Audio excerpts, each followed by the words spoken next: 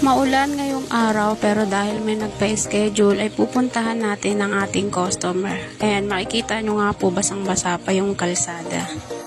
Taga Marikina po pala si ma'am kaya medyo malayo-layo ng konti ang biyahe namin ng aking asawa.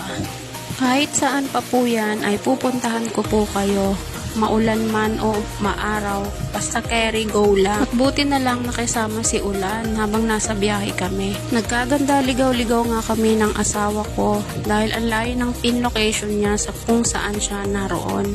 Nung makarating nga kami sa kanya, napunta kami sa isang hardware.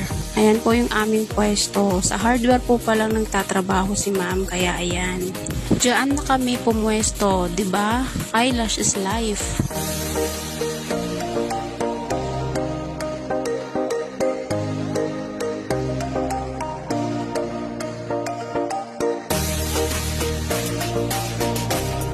After more than 1 hour ay tapos na nga ako at ayan na nga, pauwi na sana kami at biglang bumuhos ang malakas na ulan. Ang tagal nga namin nagantay bago tumila ang ulan pero ayaw pa rin talaga tumila kaya sinuong na namin kahit umuulan.